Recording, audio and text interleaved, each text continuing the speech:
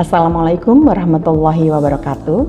Perkenalkan, nama saya Santi Sanusi, nurse, magister keperawatan, spesialis keperawatan medikal bedah. Saya sebagai staf pengajar dosen keperawatan gawat darurat di Unisa Bandung.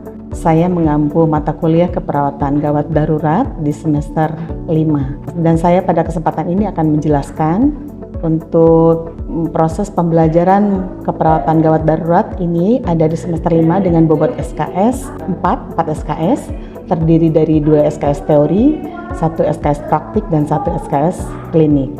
Mata kuliah ini membekali mahasiswa dengan kemampuan berpikir kritis, melakukan penilaian awal, menetapkan prioritas tindakan, serta memberikan asuhan keperawatan secara cepat, tepat, dan aman pada sistem dengan kondisi kegawat daruratan. Pada pembelajaran kegawat daruratan ini, CPL atau capaian pembelajaran lulusan program studi yaitu CPL 4, yaitu mampu memahami ilmu keperawatan untuk melakukan asuhan keperawatan berdasarkan pendekatan proses keperawatan secara holistik Islami, dan kemudian CPL 5, mampu memahami ilmu keperawatan untuk melakukan asuhan keperawatan berdasarkan pendekatan proses keperawatan secara holistik Islami.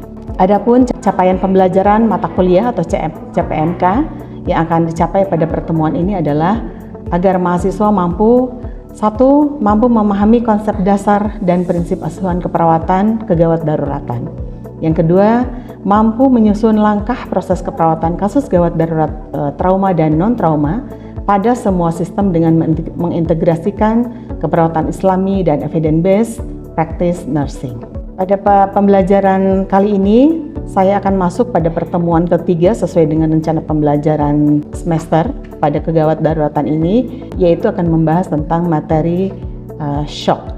Materi shock ini adalah bagian dari penata laksanaan kegawat daruratan menggunakan pengkajian initial assessment dari mulai airway, breathing, circulation. Pada pertemuan kedua, mereka sudah dibekali untuk penata laksanaan keperawatan gawat daruratan yang berkaitan dengan masalah-masalah di airway dan breathing, dan pada kali ini mereka akan dikenalkan tentang kegawat daruratan berkaitan dengan circulation, yaitu shock, terutama shock hipovolume. Di pembelajaran nanti, mereka akan dikenalkan dulu konsep-konsep dasar tentang bagaimana sistem tubuh itu bekerja agar tetap mempertahankan sirkulasi dan hemodinamiknya, sehingga nanti mereka akan memahami betul bahwa jenis-jenis shock itu nanti jenis-jenisnya apa-apa saja, kemudian nanti tindakan-tindakan keperawatannya nanti apa-apa saja. Oleh karena itu, mari kita saksikan bersama video pembelajaran tentang shock, terutama shock hipovolume yang akan disampaikan kepada mahasiswa semester 5. Selamat menyaksikan. Oke, baik. Assalamualaikum warahmatullahi wabarakatuh. Waalaikumsalam warahmatullahi wabarakatuh. Rabbi shrahli sadri wa yassirli amri wahlul 'uqdatam min lisani yafqahu qawli. Baik. Selamat pagi. Ini untuk tingkat 3 materi keperawatan gawat darurat. Hari ini kita adalah pertemuan ketiga ya. Sesuai dengan rencana di pembelajaran di RPS kita, hari ini Ibu akan membahas tentang materi yang berkaitan kegawat daruratan dari aspek circulation ya. Kemarin pertemuan pertama kita sudah membahas tentang perspektif dan ruang lingkup keperawatan gawat darurat itu apa saja gitu ya. Kayak masih ingat itu ada perbedaan cara mengkaji di ruang gawat darurat dan di ruang rawat inap. Bedanya apa? Kalau di rawat inap nanti perlu ada mengumpulkan data wawancara dulu gitu ya, mengumpulkan juga riwayat-riwayat sebelumnya, kemudian pemeriksaan fisik dari dari head to toe gitu ya. Nah, kalau di keperawatan gawat darurat kemarin kita sudah bahas bahwa asuhan keperawatan gawat darurat itu kita menggunakan istilah apa namanya? Initial assessment ya, initial assessment. Initial assessment itu yang dari pengkajian A, B, C, D, E, bahkan nanti ada H, I, J untuk yang sekunder. Tapi untuk yang pengkajian primer kita nanti fokus untuk penata laksanaan atau mengkaji pengkajian primer itu dari A, B, C, terutama A, B, C ya. A-nya ada yang masih ingat apa itu A? Airway, berarti kita akan mengkaji jalan napas terlebih dahulu ya. Jadi kalau ada pasien-pasien datang dengan kondisi yang masih bernapas, masih hidup, jangan lupa itu nanti cari kegawat daruratan yang berkaitan dengan airway-nya gitu ya, barangkali ada sumbatan jalan napas gitu ya. Kemudian juga kita nanti akan mengkaji juga di aspek breathing. Kalau breathing tadi apa kemarin? Pernapasan. Oke, jadi nanti kita akan mengkaji tentang frekuensi napasnya, pola napasnya gitu ya, saturasinya, kemudian nanti seperti apa nanti pengembangan parunya sama atau tidak begitu ya. Nah, itu berkaitan dengan kegawat daruratan dengan aspek breathing. Nah, kalau saat ini kita akan bahas tentang kegawat daruratan kasus-kasus yang berkaitan dengan circulation ya. Kalau circulation dalam bahasa Indonesia itu berarti sirkulasi gitu ya. Kalau sirkulasi berarti itu kita yang apa yang Anda ingat tentang sirkulasi? Berputar gitu ya, berputar terus. Berarti ini akan berbicara tentang bagaimana sistem peredaran darah di dalam tubuh harus tetap berputar dari jantung dipompa ke seluruh tubuh, dari seluruh tubuh harus balik lagi nanti ke jantung. Nah, salah satu kasus yang berkaitan dengan circulation itu adalah shock gitu ya. Dan hari ini kita akan bahas tentang shock. Jenis-jenis shock itu banyak, tapi nanti yang kita bahas hari ini adalah tentang shock hipovolume ya. Jadi satu-satu dulu karena nanti jenis-jenis shock itu sangat banyak dan itu nanti penata laksanaannya beda-beda. Jenisnya hampir mirip-mirip tapi nanti penata laksanaannya juga beda-beda tapi hampir mirip-mirip gitu ya. Nah, oke. Jadi untuk pertemuan kali ini tujuan pembelajaran kita adalah Anda nanti akan harus mampu mengklasifikasikan jenis-jenis shocknya dan menentukan penanganan shock sesuai dengan jenis-jenis shock tersebut gitu ya. Jadi kalau di gawat darurat kita nanti tidak perlu ada perencanaan dulu, pokoknya nanti setelah pengkajian menentukan bahwa ternyata pasien itu ada tanda-tanda shock, kemudian kita nanti identifikasi ini shocknya shock jenis apa, kemudian segera nanti kita lakukan tindakannya gitu ya. Oke, kemudian tujuan khusus kali ini yang diharapkan hari ini pertemuan ketiga ini adalah Anda memahami definisi shocknya gitu ya. Kemudian juga mengidentifikasi jenis-jenis shock itu nanti apa-apa saja. Kemudian juga memahami tanda dan gejala shock. Jadi ada tanda khas pada shock pada ketika pasien nanti masuk ke UGD, ketika kita melakukan perabaan dan melihat pasien, kita udah langsung mengidentifikasi bahwa pasien ini kondisinya dalam keadaan shock gitu ya.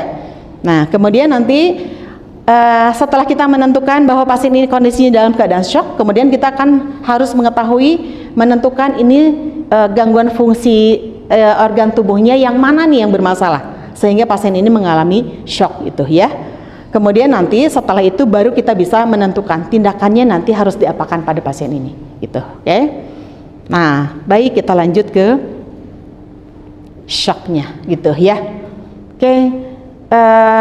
Di sini ada definisi tentang shock yang Anda pernah pikirkan atau pernah bayangkan apa sih itu shock itu?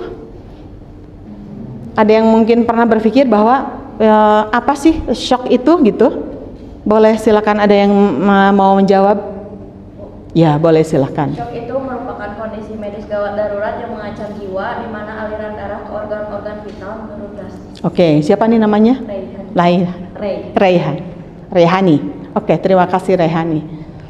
Sependapat dengan Rehan, situasi yang mengancam jiwa yang harus mendapatkan penata laksanaan segera yang disebabkan oleh karena tadi apa? Penurunan pada sirkulasi darah gitu ya, atau sirkulasi cairan di dalam tubuh. Dan ini memang kalau disebut shock ini masuk ke dalam aspek kegawat daruratan karena ini memang harus sesegera mungkin untuk dilakukan penata laksanaan gitu ya. Nah, sekarang kita bandingkan dengan definisi yang ada di PowerPoint.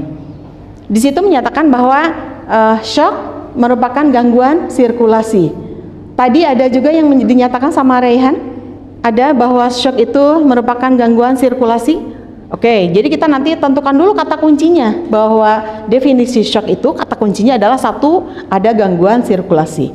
Ingat tadi katanya temannya udah menyebutkan bahwa sirkulasi itu adalah perputaran darah dari jantung ke seluruh tubuh harus balik lagi nanti ke jantung gitu ya. Nah, selain kata kuncinya gangguan sirkulasi, tadi juga katanya shock itu adalah karena distribusi ke seluruh tubuhnya yang bermasalah. Berarti di sini ada ketidakadekuatan transport oksigen ke jaringan atau perfusi yang diakibatkan oleh gangguan hemodinamik. Nah, yang sekarang berarti harus dipahami juga itu hemodinamik itu apa gitu ya. Nah, jadi ketika kita nanti komprehensif memahami definisi tentang shock, kita bisa membayangkan bahwa oh iya, shock itu ternyata bisa jadi karena ketidakadekuatannya atau berhentinya sirkulasi gitu ya. Terus itu dari berhentinya sirkulasi itu yang bermasalahnya itu di organ-organ yang mana-mana saja dan siapa saja nanti yang berperan gitu ya. Kalau di definisi ini nanti disebutkan bahwa perfusi yang diakibatkan oleh gangguan hemodinamik. Hemodinamik adalah ilmu yang mempelajari tentang pergerakan darah gitu ya. Darah itu nanti harus bergerak terus nanti dari jantung balik lagi ke jantung. Ternyata ini ada organ yang mempengaruhinya. Satu organ yang mempengaruhinya adalah tentu saja jantung ya. Kita sudah belajar di patofisiologi di semester berapa itu waktu itu? Semester 2 tentang patofisiologi, bagaimana jantung itu nanti bekerja untuk memompa ke seluruh tubuh dan harus balik lagi nanti ke jantung. Selain jantung, apalagi? Pembuluh darah.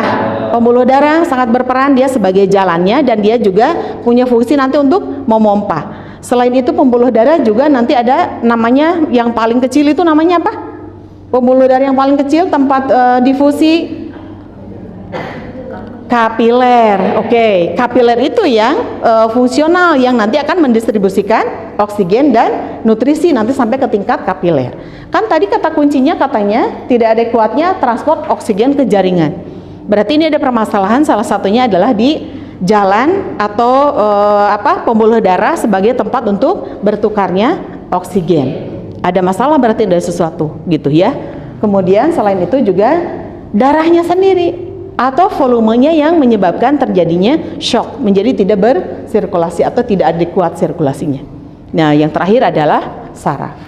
Ada yang masih ingat saraf apa yang tugasnya mengkompensasi kalau volumenya turun, kemudian jantungnya bermasalah? Saraf simpatis. Oke. Saraf simpatis itu vasodilatasi atau vasokonstriksi? Vasodilatasi atau vasokonstriksi? Ada yang masih ingat? Ya, vasokonstriksi, mompa dia.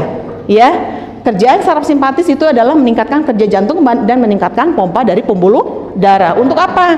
Agar darah yang di perifer itu segera untuk balik lagi ke jantung. Itu kerjaan dari pembuluh darahnya, gitu ya. Nah, ini dibantu oleh saraf. Saraf simpatis itu akan bekerja pada otot-otot. Itu kan pembuluh darah ada otot-ototnya ya. Oke. Kemudian juga otot-otot jantung juga akan dibantu oleh saraf-saraf simpatis ini. Oke. Baik, kita lanjut. Kalau begitu, sebelum ke sini gitu ya. Boleh dong satu orang ada yang bisa menjadi relawan atau relawati untuk menjelaskan kembali sirkulasi darah di jantung. Ada yang masih ingat? Boleh? Darah kalau yang sudah tidak digunakan oleh tubuh dari bagian atas akan masuk ke jantung lewat ya, pembuluh darah apa namanya itu yang mau masuk ke jantung? Vena cava superior. Kalau yang dari bagian bawah vena cava inferior. Oke, itu ya sudah ada tanda panahnya di sana. Darah yang sudah tidak digunakan dari bagian atas sama darah yang dari bagian bawah itu harus kembali ke jantung. Tapi dia jalannya beda. Kalau dari atas melalui vena cava superior. Kalau yang dari bawah melalui vena cava inferior. Kemudian nanti masuk ke jantung, ke ruang mana? Atrium kanan. Oke. Dari atrium kanan terus nanti dipompa ke bawahnya ke ventrikel kanan. Dari ventrikel kanan terus dipompa ke mana? Kemana itu? Ke arteri pulmonalis. Terus ke kapiler di alveolus. Ngapain itu di kapiler? Terjadi pertukaran gas. Oke. Kemudian setelah pertukaran gas nanti dia kembali lagi ke jantung melalui vena pulmonalis dulu ya. Dari vena pulmonalis masuk lagi ke ruang jantung ke atrium kiri. Oke, jangan ketukar bolak-balik. Atrium kiri. Dari atrium kiri dipompa ke ventrikel kiri. Oke, dari ventrikel kiri ke aorta, terus ke arteri, ke seluruh tubuh, ke kapiler. Dari kapiler balik lagi melalui venul dan vena. Balik lagi tuh yang birunya ke vena, gitu ya. Nah, sekarang kalau sudah terbayang sirkulasi darah di jantung seperti itu, berarti kita bisa menentukan tuh sekarang. Kan hari ini Anda harus mampu menentukan ini jenisnya shock apa, kan gitu ya. Kalau bermasalahnya ada di sini di jantung, berarti ini namanya shock apa kira-kira? Kardiogenik. Ya, namanya kan kardio ya. Jadi namanya shock kardiogenik karena yang bermasalahnya ada di jantung. Gitu ya. Nanti ada jenisnya. Jantung itu terjadi shock oleh karena ada penurunan kontraktilitas karena memang menurun ya kemampuan memompanya gitu ya. Ada juga yang tiba-tiba berhenti tidak berdenyut. Gitu kan? Penata laksananya sama tidak? Beda. Kalau yang tidak berdenyut? Oh, pompa gitu kan. Kalau yang tidak berdenyut, pompa. Kalau yang menurun terus kontraktilitas jantungnya, tekanan darahnya turun terus, dikasih apa katanya? Dopamin. Ya. Jadi Anda akan pernah ke rumah sakit, pernah mendengar bahwa oh iya ada pasien mendapatkan dopamin. Nah, dopamin itu adalah obat untuk meningkatkan kontraktilitas jantung. Jadi dua sama-sama shock kardiogenik, tapi penyebabnya berbeda. Ternyata penata laksananya juga berbeda, gitu ya. Nah, sekarang ada shock yang disebabkan karena ini isinya nih. Isinya ternyata jumlah yang ada di dalam pembuluh darah ternyata berkurang. Nah, berarti itu namanya apa shocknya? Kalau isi berarti karena volume. Berarti kalau volume karena kekurangan cairan. Oke, jadi namanya shock apa? Shock hipovolemi atau volume. Hipovolume atau hipovolemi. Nah, hari ini kita akan tuntaskan untuk pembelajaran tentang shock hipovolemi dulu ya, karena nanti ini banyak. Ada lagi nanti shock yang disebabkan oleh karena ini kapiler-kapilernya melebar. Kalau kapiler-kapiler melebar, berarti dia vasodilatasi. Padahal harusnya tadi kalau mau memompa ke jantung akan harus vasokonstriksi. Tapi ini melebar. Kalau dia melebar, berarti ini harus ada obat-obatan untuk menyempitkan pembuluh darah. Dan penyebabnya nanti berbeda-beda, gitu ya. Nah, ada juga tadi yang namanya shock obstruktif, ya. Kalau shock obstruktif berarti ini nih lihat, maaf. Nah, jantung ini terhimpit. Dia harusnya nanti memompa darah ke seluruh tubuh, nggak bisa karena terhimpit oleh paru-paru yang berisi udara. Mungkin pasiennya kena tabrakan, dia nanti tulangnya nanti menusuk ke sini, udara berkumpul nanti di paru-paru, paru-parunya menggembung. Kalau dia menggembung, kemudian dia nanti akan menghimpit. Itulah disebut namanya shock obstruktif. Jadi bukan jantungnya yang bermasalah, ya, tapi yang menghimpitnya itu yang bermasalah. Tusuk aja yang kayak gitu ya. Oke, baik. Nah, ini berarti kesimpulan dari jenis-jenis shock itu ya. Jadi nanti ada shock hipovolume, ada juga shock kardiogenik, ada juga shock distributif atau vasogenik. Ingat vaso itu kan pembuluh darah gitu ya. Berarti kalau berkaitan dengan vasogenik berarti berkaitan dengan tadi kapiler-kapiler yang melebar ya. Terus nanti ada shock obstruktif. Nah, lihat kalau shock hipovolume ternyata kita juga harus tetap melihat ke pasien. Misalnya pasien datang dengan kondisi tanda-tanda dan gejala shocknya sudah muncul. Kalau tanda dan gejala shock itu apa? Pasiennya udah kelihatan tuh datang ke sini, kita udah bisa mengidentifikasi, oh ini pasien dalam keadaan shock. Tandanya apa? Dingin pada saat perabaan, terus nanti pas diraba nadinya cepat banget nanti ya. Bahkan nanti bisa melemah kalau yang sudah grade-nya udah 4. Ada juga nanti bisa saja kesadarannya juga turun atau tekanan darah juga turun. Untuk lebih lanjutnya kita bisa melihat dari urin outputnya gitu ya, tapi itu nanti kalau dia sudah terpasang kateter urin. Tapi kalau pertama-tama pasien datang dengan kondisi lemas, kemudian nadinya meningkat, pasien juga dalam keadaan napasnya meningkat, akralnya dingin, tetap kita harus tanya, ini kenapa? Gitu ya. Kalau penyebabnya ternyata ini Bu, ada luka terbuka di sini, atau pas datang ternyata udah kelihatan tuh ada robekan di paha, darahnya aktif keluar, pasien udah mulai lemas gitu ya, tapi masih bisa diajak bicara, udah mulai gitu ya. Nah, berarti ini pasien berarti kita kategorikan shock hipovolumenya apa? Hemoragik. Berarti dia karena perdarahan.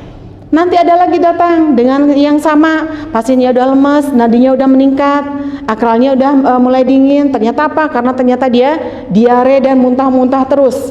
Berarti nanti kita harus segera melakukan penata laksanaan untuk pada pasien shock hipovolemiknya karena diare. Ya, nanti ada lagi pasien datang dengan luka bakar, ada di dada, di sini, di punggungnya juga luas, di sini juga luas, oke ya. Nah, sehingga pada pasien yang seperti itu kita kategorikan kemungkinan terjadi kekurangan cairan karena luka bakar. Nah, sekarang ketika kita sudah tahu bahwa shock hipovolemi itu penyebabnya oleh karena ada perdarahan, yang kedua oleh karena dehidrasi, yang ketiga oleh karena luka bakar. Kita sekarang belajar tentang bagaimana penata laksanaan pada pasien dengan shock hemoragik. Ya, kalau shock hemoragik nanti belum tentu pasiennya bisa terlihat perdarahan terus keluar aktif, belum tentu seperti itu gitu ya. Makanya harus dieksposur, keluar dibuka seluruh pakaiannya. Adakah nanti ada memar-memar yang lebar di area perut, misalnya atau di area toraks atau di area paha? Ini kan ada rongga-rongga besar. Kalau ada perdarahan di situ, dia bisa menampung lebih dari 1 liter cairan di situ, sehingga pasien ada kemungkinan akan kekurangan cairan. Nah, seperti ini ya. Nah, untuk menentukan pasien ini kan kita harus segera kasih cairan tuh, gitu ya. Berapa dia butuh cairannya? Berarti kita harus masuk dulu ke dalam tabel kehilangan cairan atau kelas shock ya. Nah, untuk menentukannya nanti gini kata kuncinya, sebanyak ini indikatornya harus dihafal. Di UGD biasanya belum tentu mereka hafal semua gitu ya, tapi cara cepatnya adalah 1, hitung nadi ya, kemudian ukur tekanan darah. Untuk menghitung nadi, pasien datang dengan perdarahan, kesakitan, nadinya bagus 98, kemudian napasnya juga bagus, tekanan darahnya juga bagus, berarti itu kelas 1. Kalau kelas 1 berarti dia kehilangan cairannya sekitar berapa cc? Sampai 750 cc saja ya. Berarti nanti penggantian cairannya 3 kali lipat, hanya sekitar 2,1 liter, 2,2 liter gitu ya. Bisa nggak kalau itu suruh minum saja? Bisa. Jadi tidak perlu dia diinfus gitu ya. Nah, paling kita nanti lakukan untuk menghentikan perdarahan kemudian dijahit. Oke. Tapi kalau pasien datang tekanan darahnya masih normal gitu ya, tapi nadi udah mulai naik tuh 120, di atas 100 sampai 120. Kalau sudah mulai naik berarti dia sudah masuk kategori kelas 2. Berapa kehilangan cairannya? Itu tuh lihat, 750 sampai 1500 cc, 1,5 liter dia kehilangan cairan ya. Berarti kalau begitu pasien harus segera diganti cairan. Berapa kebutuhan cairannya? Ganti 3 kali lipatnya. Oke. Kalau begitu, sekarang yang kelas 3. Nah, penanda kelas 3 dan kelas 4 adalah tekanan darahnya yang turun. Kalau kelas 1 dan kelas 2 tekanan darahnya masih bagus. Yang membedakan adalah nadi.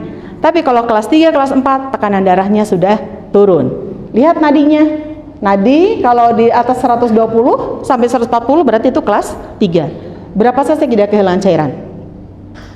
2 liter, lihat ya. Oke, jadi ini harus segera, selain nanti dia harus segera ganti cairan, tapi juga harus segera disiapkan untuk transfusi darah. Oke ya. Nah, coba sedikit Anda contoh. Ada contoh kasus. Seorang pasien datang ke UGD karena kecelakaan lalu lintas. Hasil pemeriksaan, pasiennya masih sadar tapi dia lemas. Ada perdarahan aktif, ada robekan di femur dextra. Kemudian tekanan darahnya 85. Udah normal? Masih normal? 85/65? Masih normal? Turun. Kalau turun berarti antara kelas berapa? Antara kelas 3 dan kelas 4. Nadinya 130. Berarti kelas berapa? Kelas 3 karena rentangnya 120 sampai 140. Oke, berarti kehilangan cairannya berapa cc? 2 liter atau 2000 cc. Ya, perlu dikasih cairannya nanti apa? Harus dikasih 3 kali lipat. Berarti harus kasih 6000 cc. Ya, tapi nanti untuk menghemat agar tidak terlalu banyak cairan yang harus masuk, harus disiapkan apa? Transfusi darah. Sudah oke. Oke banget ini ya. Lihat dengan kasus seperti ini, kita udah bisa lihat, oh iya, berarti lihat tekanan darah dan lihat nadi. Kalau kelas 3, kelas 4 berarti harus segera siapkan pengambilan sampel darah untuk cross match. Pasien itu golongan darahnya nanti apa? Kemudian nanti siapkan. Kenapa butuh disiapkan transfusi darah? Untuk menghemat agar tidak perlu membutuhkan cairan sampai terlalu banyak. Begitu, ya. Oke, ada yang ditanyakan dulu? Sudah cukup? Oke, kalau begitu untuk pertemuan hari ini cukup saja dulu untuk shock hipovolemik berkaitan dengan hemoragik atau perdarahan. Kemudian nanti pertemuan keempat kita akan membahas tentang shock yang berkaitan dengan cardiogenic shock, distributif ya. Kemudian nanti ada yang vasogenik, obstruktif gitu ya. Oke, baik kalau begitu. Alhamdulillah hari ini kita sudah membahas satu materi dan kita sudah melakukan latihan soal. Meskipun hanya satu, nanti kedepannya kita nanti harus latihan lebih banyak lagi ya. Oke, kita akhiri saja pertemuan kita hari ini dengan hamdalah. Assalamualaikum warahmatullahi wabarakatuh.